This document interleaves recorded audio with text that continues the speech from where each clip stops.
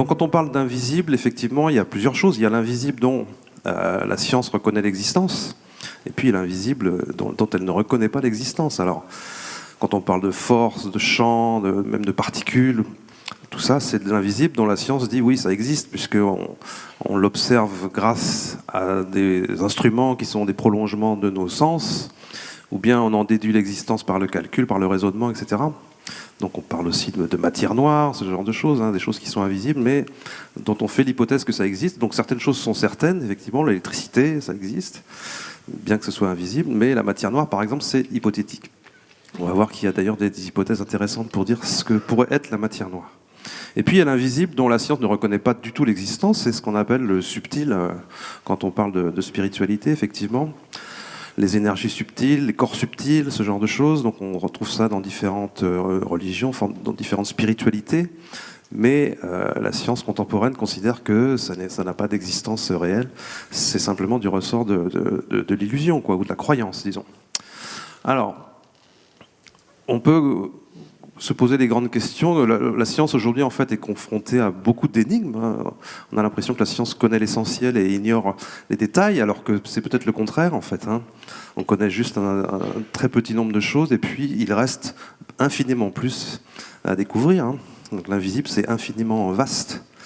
Donc parmi les grandes questions qui se posent à la science, c'est encore et toujours qu'est-ce que la matière, qu'est-ce que le temps, qu'est-ce que la conscience. Voilà, des grandes énigmes qui sont très, très actuelles, bien qu'on ait quand même fait quelques progrès dans ces domaines-là. Mais ça reste très mystérieux, il y a toutes sortes d'hypothèses qui se font face. Et on peut commencer donc par la question essentielle, qu'est-ce que la matière ? Et donc là, on est dans une salle qui est relativement petite, mais si vous imaginez une salle qui ferait la taille de la cathédrale de Notre-Dame de Paris, on va essayer de se projeter dans cet espace-là.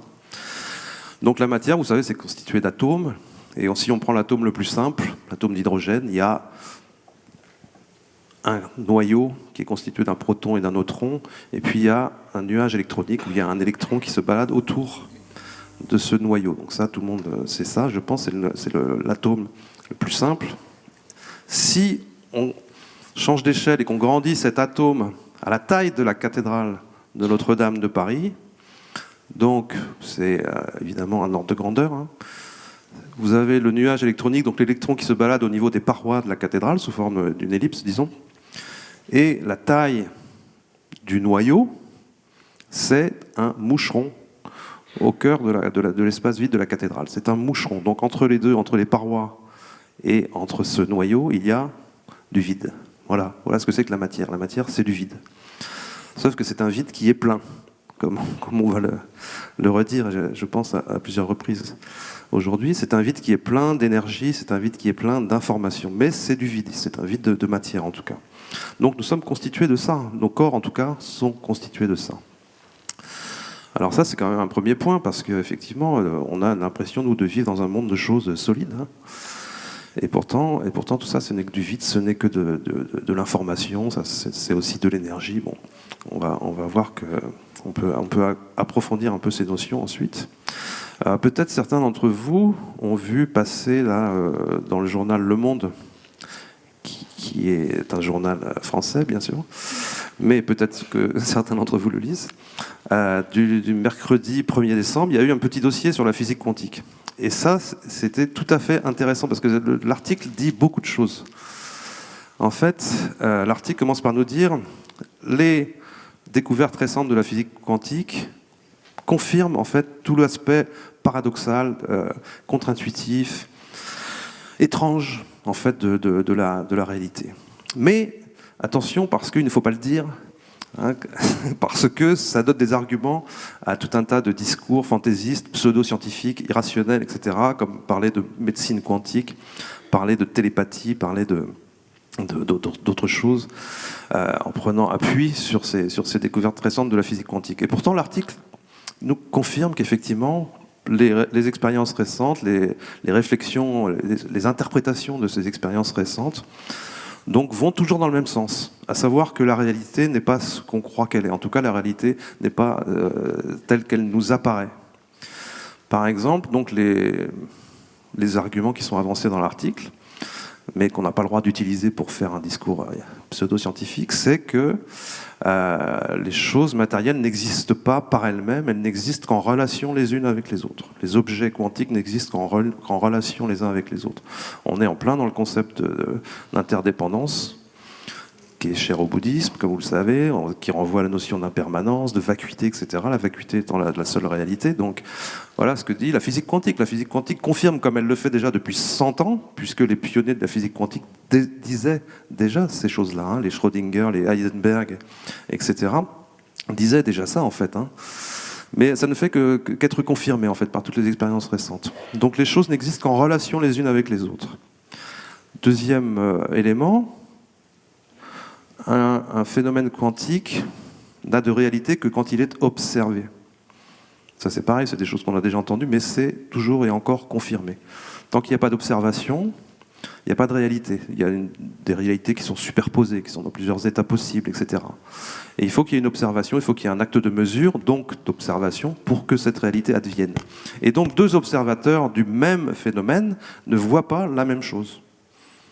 Donc, c'est la conscience de l'observateur individuel qui fait apparaître cette réalité matérielle. Donc vous voyez qu'on est à nouveau dans quelque chose qui est de l'ordre justement du paranormal quasiment. Alors, bien qu'on n'ait pas le droit d'utiliser ces arguments pour servir ce discours-là, moi j'estime qu'on peut le faire sur la base justement de la vraie interprétation que font les scientifiques de ces phénomènes, et sans pour autant effectivement parler de médecine quantique ou ce genre de choses. Hein. Mais si on veut le faire, en tout cas, il faut argumenter pour justifier que ça soit de la médecine quantique. Mais bon, c'est un autre sujet, disons. Il y a un troisième élément qui est là, relativement nouveau dans les découvertes de la physique quantique, c'est que le temps lui-même n'a pas d'existence absolue, en fait. Le temps n'a pas d'existence propre. On a des phénomènes qui peuvent se dérouler selon deux flèches du temps opposées. Ça, c'est écrit dans Le Monde, hein. C'est pas parascience, hein. Donc, un même phénomène peut se dérouler selon deux flèches de temps opposées. À l'échelle quantique, il n'y a pas de notion de temps. Le temps est quelque chose qui émerge de la façon dont la matière est structurée à l'échelle quantique. Donc, c'est des questions d'entropie, de thermodynamique, etc. Le temps est quelque chose qui est une émergence qui n'a pas d'existence absolue. On peut se passer de temps, on peut se passer du paramètre temps dans certaines équations de la physique quantique. Donc, pourtant, nous faisons bien l'expérience du temps. Hein. D'ailleurs, il faut que je surveille parce que ça va passer très très vite. Donc voilà les choses qui sont écrites dans cet article et qui donc confirment tout un tas de choses qu'on savait déjà, mais qui sont réaffirmées avec de nouvelles expériences, avec de nouvelles réflexions de physiciens, etc. Alors il faut bien distinguer les faits en physique, hein, en physique quantique notamment, les observations, et puis les interprétations qu'on peut en faire, notamment sur le terrain philosophique. Et là, il y a toutes sortes de portes qui s'ouvrent, évidemment. Et on peut aussi se fourvoyer hein, dans ces voies de réflexion-là, c'est sûr. Hein. Donc il faut être très très prudent. Mais en tout cas, quelqu'un comme Carlo Rovelli, par exemple, qui est un grand physicien, spécialiste du temps, nous dit que le temps n'a pas d'existence propre, le temps n'a pas d'existence fondamentale. Par exemple, si vous mesurez le temps au ras du sol et que vous le mesurez à 10 mètres, il ne va pas s'écouler à la même vitesse. Voilà, le temps est relatif, ça on le savait depuis Einstein, disons, mais toutes ces choses-là sont confirmées sans arrêt. Donc le temps dépend de la présence de matière, le temps dépend de notre déplacement, de notre vitesse, etc. etc. Alors, et puis, il y a une phrase dans l'article, je ne sais pas si certains l'ont vu, qui dit que donc le futur peut tranquillement influencer le présent. Et là, j'ai vu cette phrase, je dis, ça fait plaisir, parce que nous, on travaille là-dessus avec, effectivement, Philippe Guillemont, Romuald de Terrier, depuis quelques années, hein, sur l'idée que, par exemple, les synchronicités seraient des signes, parfois, dans certaines circonstances, seraient possiblement des signes que nous envoie notre propre futur. Puisque le futur, pour qu'il puisse influencer le passé, il faut qu'il existe déjà d'une certaine manière, il faut qu'il soit déjà présent quelque part, ou en tout cas il faut que l'information qui concerne ce futur soit déjà là, soit déjà accessible.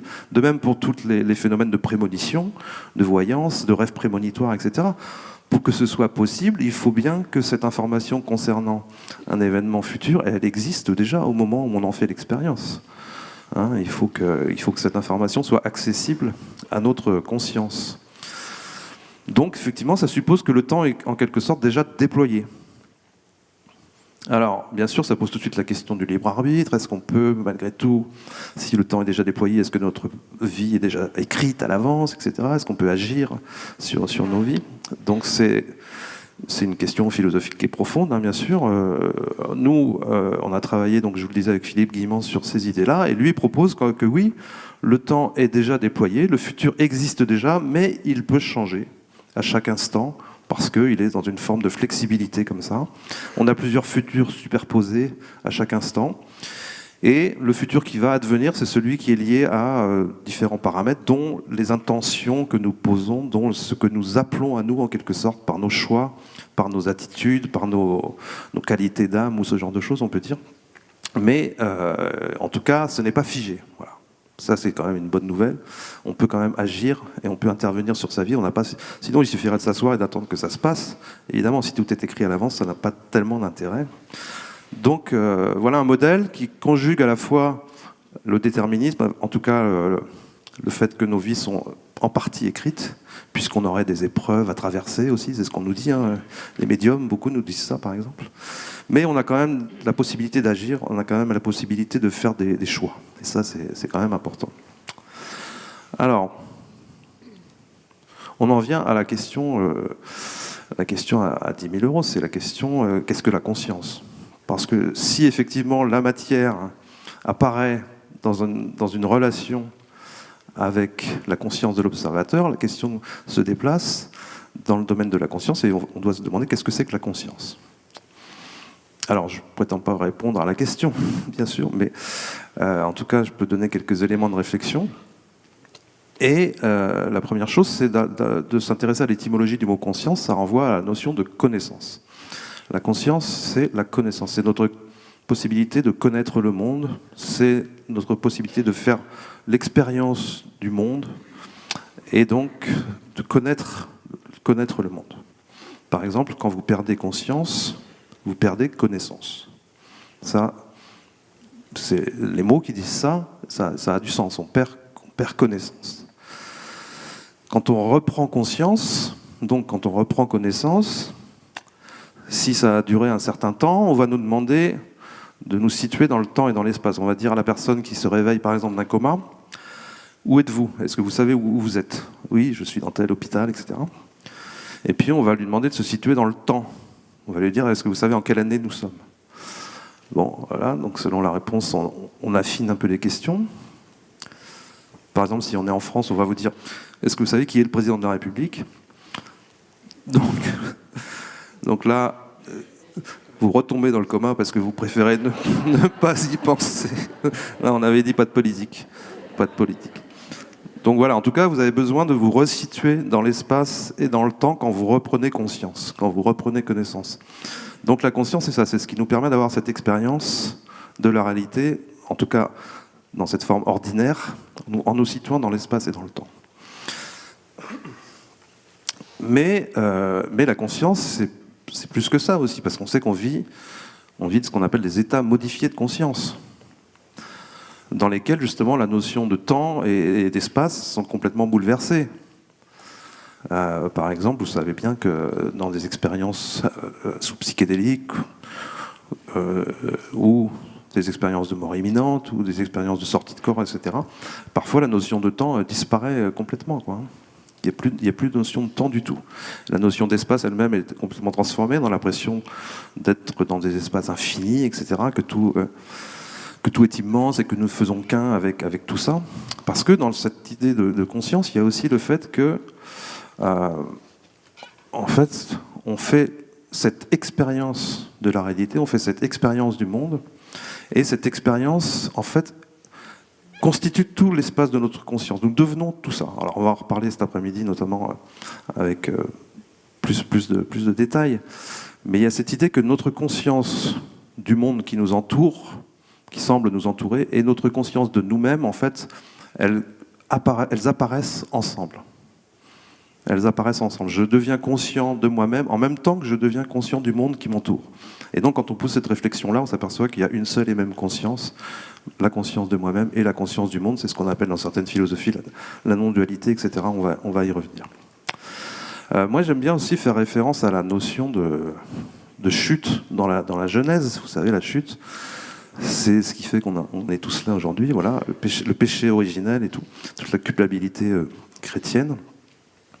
Et en fait, la chute, on peut en faire une lecture avec cette idée de connaissance, parce que donc la chute, ça résulte du fait que Ève a mangé le fruit de la connaissance, et pour qu'il y ait connaissance, il faut qu'il y ait quelque chose qui connaisse et quelque chose qui soit connu. Donc il faut cette dualité. Il faut cette dualité entre ce qui connaît et ce qui est connu. Et puis il y a ce troisième élément qui est l'acte même de connaître, si vous voulez. Et en tout cas, il faut qu'il y ait cette séparation entre ce qui connaît et ce qui est connu.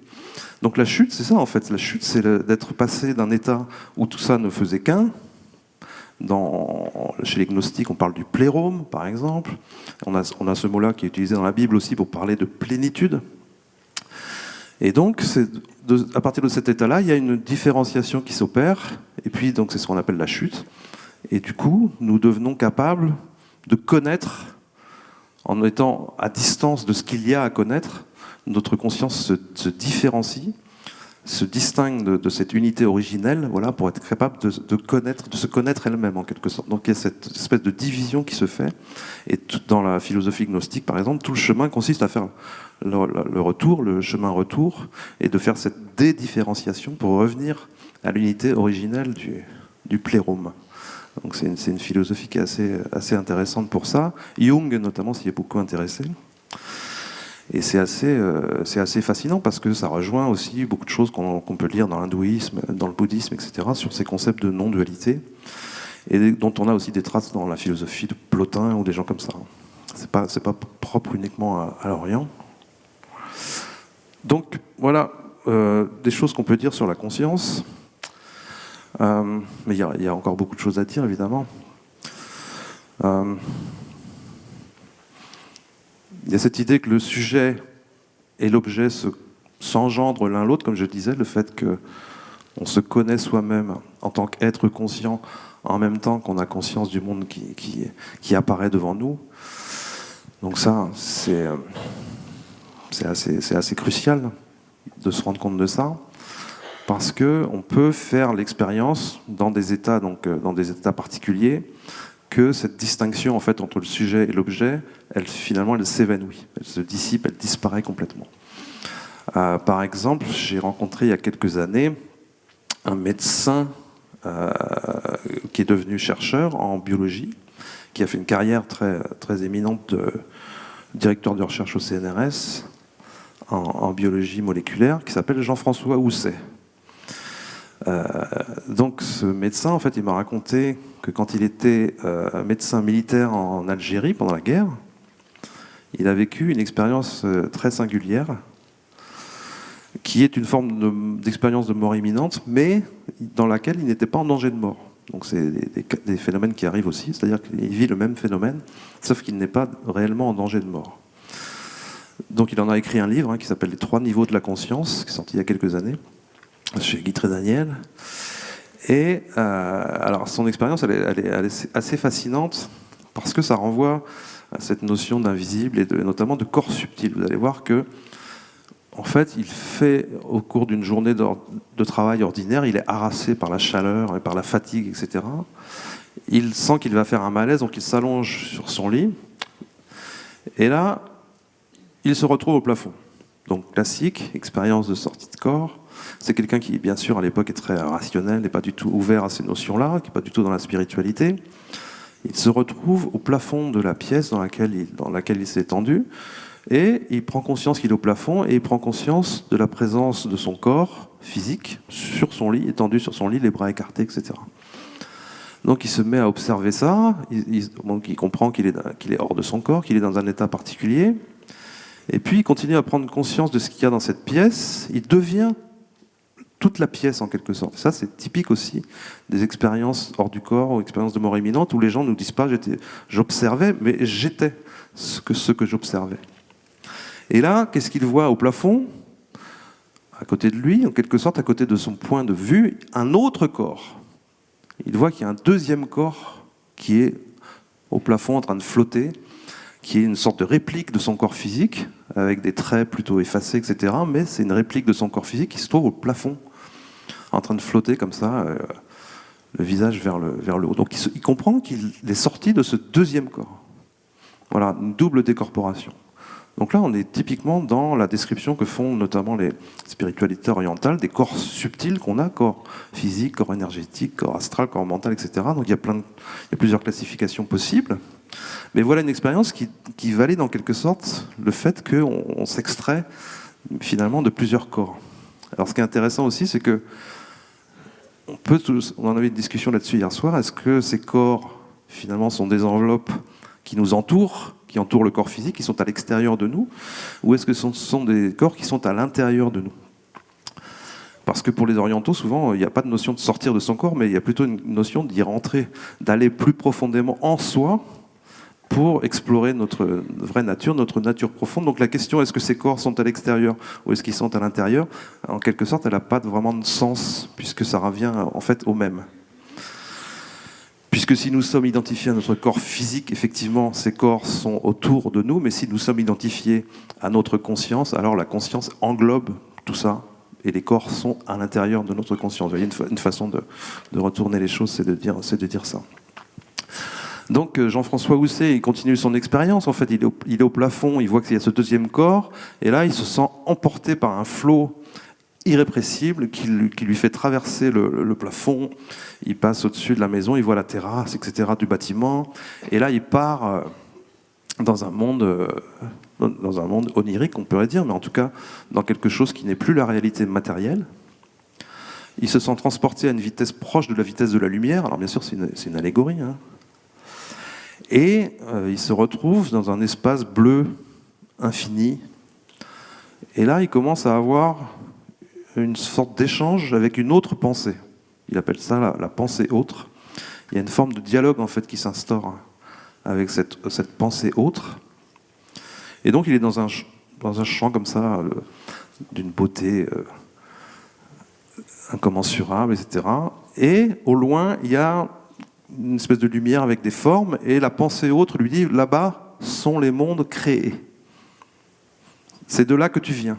Donc lui vient des mondes créés, mais là, il est ailleurs, donc dans les mondes non créés. Il est dans le non manifesté, en quelque sorte. Mais pourtant, il est là, il existe ici, là, en tant que conscience. Et donc cette pensée autre lui dit, voilà, tu viens de là-bas, tu viens des mondes créés, et tu vas y retourner. Donc il vit encore d'autres choses. Alors j'ai plus tout le détail de son expérience, mais je vous invite à la lire. Il vit encore d'autres choses assez folles, comme quoi il y a une infinité de mondes créés, etc. Donc il y a beaucoup de choses qu'on ne connaît pas. Et puis il fait le chemin inverse, il fait le chemin retour. Voilà, donc il revient à travers ce flot extrêmement rapide, mais plus lentement. Il refait le chemin inverse, il se retrouve à nouveau dans la pièce où il y a son corps physique. Là, il voit à nouveau le corps énergétique, subtil, qui est au plafond. Il se rapproche de ce corps, il réintègre ce corps. Et donc là, il se rapproche, il descend, il se rapproche de son corps physique. Et effectivement, au moment où il se rapproche de son corps physique, il réintègre son corps physique. Donc, il reprend conscience, il reprend connaissance.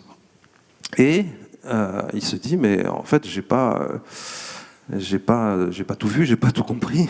Et il veut y retourner, il essaye de sortir à nouveau de son corps, donc il parvient à sortir de son corps une nouvelle fois, mais là, cette fois-ci, il reste dans son environnement physique, etc.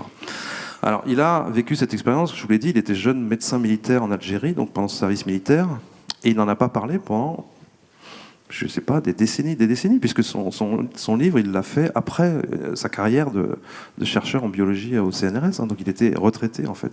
Donc ça illustre aussi le fait que c'est le genre de choses dont on ne peut pas parler dans un milieu scientifique, parce qu'on passe vraiment pour un fou furieux, quoi. Alors lui, il a toutes ces années-là réfléchi quand même autour de ces expériences-là, et puis il en a sorti une théorie, hein, il a proposé en fait une conscience à 3 niveaux. Donc voilà, je rentre pas plus dans les détails de son modèle, mais ça rejoint d'autres modèles dont on va parler d'ailleurs avec Olivier Chambon juste après. Et en tout cas, son livre est assez fascinant. Et surtout, il y a une phrase qui est tout à fait révélatrice dans son livre, qui a été sorti d'ailleurs en exergue sur la couverture ou sur la 4e, je ne sais plus, qui dit la conscience permet d'être et d'observer les réalités suprasensibles. Donc il y a des réalités suprasensibles au-delà de nos sens qu'on peut observer, mais qu'on peut aussi être. Nous sommes cela, comme on dit dans l'hindouisme aussi. Quand on fait ce type d'expérience, d'état modifié de conscience très profond, on réalise qu'en fait, nous sommes cette conscience universelle qui est une conscience unique, quoi, et que beaucoup aujourd'hui de philosophes pensent comme étant une supraconscience universelle unique, qui est ce que les religions, les traditions ont appelé Dieu, tout simplement. Il ne faut pas chercher à compliquer les choses. On a aujourd'hui un philosophe qui est très actif sur ce terrain-là, qui n'est pas loin d'ici, puisqu'il est aux Pays-Bas. Il s'appelle Bernardo Kastrup. On est plusieurs ici à apprécier son travail. Donc il écrit en anglais, il écrit en néerlandais aussi, donc peut-être certains d'entre vous peuvent le lire dans cette langue-là, mais il n'est pas encore traduit en français, il sera bientôt. On est plusieurs à travailler sur la question, parce qu'il a vraiment une façon très très limpide, très simple de partager ces choses-là. Donc je vous encourage à vous pencher sur ces conférences aussi, il y a beaucoup de choses en ligne. Bernardo Kastrup, donc, il est au départ scientifique, il a une formation en sciences de l'informatique, il était chercheur en intelligence artificielle, il a travaillé au CERN, ce genre de structure, donc sciences dures vraiment. Et il a fait un doctorat de philosophie après ça. Donc il a vraiment cette double compétence pour parler de science et pour parler de philosophie des sciences. Et il nous dit, en fait, son modèle, sa théorie s'appelle l'idéalisme analytique. Il nous dit que tout est conscience, tout simplement. C'est-à-dire que ce qu'on appelle matière, c'est une espèce de catégorie secondaire dont on fait l'hypothèse à partir en fait d'une expérience qui est uniquement une expérience de conscience. Tout ce que nous avons, c'est la conscience. Nous avons accès uniquement à des perceptions. Nous avons accès à des perceptions à partir desquelles nous faisons des raisonnements, nous avons des idées, nous faisons des déductions, etc. Mais tout part de nos perceptions. Et des perceptions, c'est une expérience de conscience. C'est simple et c'est radical, et c'est irréfutable. C'est-à-dire qu'effectivement, la matière, c'est quelque chose qui vient en second. C'est une espèce de catégorie ontologique, comme on dit, secondaire, dont on n'a pas de preuve finalement de l'existence, puisque tout se rapporte à des observations, notamment, comme je le disais, en physique quantique, où tout dépend de la conscience de l'observateur, si vous voulez. Donc son modèle est tout à fait opérant. Il a fait plein d'articles, plusieurs livres aussi, qui résument un peu ces choses-là. Donc il nous dit il n'y a que de la conscience, et chaque individu, en fait, est une espèce de parcelle dissociée de cette conscience. Et pendant la vie donc ordinaire, nous faisons l'expérience de cette dissociation et nous nous percevons comme des individus isolés les uns des autres, etc., et isolés de ce qui nous entoure, alors qu'en fait, au fond des choses, sous la surface de l'eau, comme deux icebergs, si vous voulez, tout est relié, quoi, tout simplement. Hein. Et il y a ce socle de supraconscience qui relie tout ce qui est, tout ce qui existe. Et nous sommes, encore une fois, nous sommes cela, nous sommes composés de cela. Nous ne sommes pas autre chose que cela, tout comme la vague n'est pas autre chose que l'océan, puisque la vague a la nature de l'océan, etc. C'est une métaphore qu'on emploie souvent pour faire passer cette idée-là. Hein. Donc voilà, on a tendance à compliquer beaucoup les choses, à réfléchir, etc., à faire des concepts, des hypothèses et tout ça, pour essayer de comprendre ce qui se passe.